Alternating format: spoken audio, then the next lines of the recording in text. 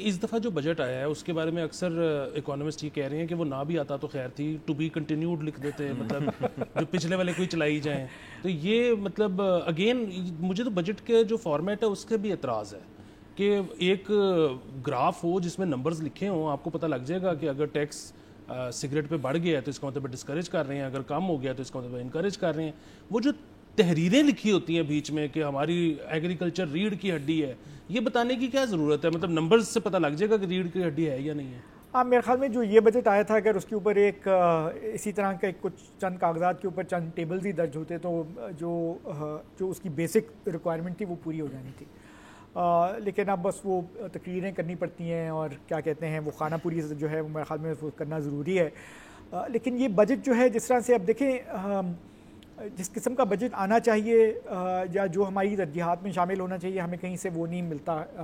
اس کو دیکھ کے یہ نہیں ملتا کہ پتہ چلتا کہ حکومت کی ترجیحات جو ہیں اس کے اندر اکنامک گروتھ جو ہے فی الحال امپورٹنٹ ہے کہ نہیں ہے، اور اس کی یہی وجہ ہے کہ ہم IMF کے ایک بہت سخت پروگرام کے اندر ہیں. تو دیکھیں اس کے ایک بجٹ کس طرح کا بجٹ ہونا چاہیے تھا. میرے خیال میں ایک بجٹ ہونا چاہیے تھا جس کے اندر 3 چیزوں کے اوپر سٹریس ہونا چاہیے تھا. ایک ایجوکیشن کے اوپر، ایک ہیلتھ کے اوپر، ایک سوشل پروٹیکشن کے اوپر خاص طور کے اوپر. کیونکہ اگر ہم یہ دیکھتے ہیں کہ ہم بجٹ آنے سے کچھ دن پہلے ہی ہمارے پاس ورلڈ بینک نے اسلام آباد میں ایک پریس کانفرنس کی جس میں اس نے ہمیں بتایا، ہمیں پاورٹی کے نئے نمبرز جو ہیں پاکستان کے اندر ان کے بارے میں ہمیں تفصیلات سے آگاہ کیا. اب انہوں نے یہ کیا کیونکہ ورلڈ بینک جو ہے یہ پوری دنیا، صرف پاکستان کے لیے نہیں، یہ پوری دنیا کے لیے پاورٹی میجر کرتی ہے. تو انہوں نے اپنی انٹرنیشنل پاورٹی لائن جو ہے، یعنی کہ بین الاقوامی خط غربت جو ہے اس کو ریوائز کیا، اس کو اپڈیٹ کیا. تو اور پچھلے اور انہوں نے یہ کوئی 2018-19 کے بعد سے کیا، تو پچھلے کچھ سالوں کے اندر انفلیشن آئی ہے دنیا بھر میں، پرائسز بڑھ گئی ہیں. تو ان ساری چیزوں کو اکاؤنٹ کر کے انہوں نے ایک نئی انٹرنیشنل پاورٹی لائن وہ اس کو اسٹیبلش کیا. اور وہ مختلف ملکوں کی مختلف پاورٹی لائن ہوتی ہے کیونکہ وہ ڈپینڈ کرتا ہے کہ وہ اس کو کس انکم کیٹیگری کے اندر کلاسیفائی کیا ہوا ہے. ہائی انکم کیٹیگری کے اندر، لو انکم کیٹیگری کے، تو پاکستان لو مڈل انکم کیٹیگری کے اندر ہے.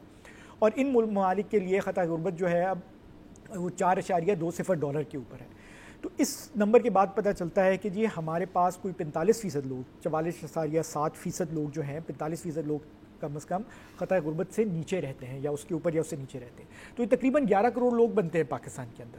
اسی طرح 16.5% جو لوگ ہیں جو کہ $3 سے کم، جو انتہائی ایکسٹریم پاورٹی کے اندر رہتے ہیں، انتہائی غربت کے اندر رہتے ہیں، وہ کوئی 16.5% لوگ ہیں. تو یہ کوئی 4.5 کروڑ لوگ بنتے ہیں.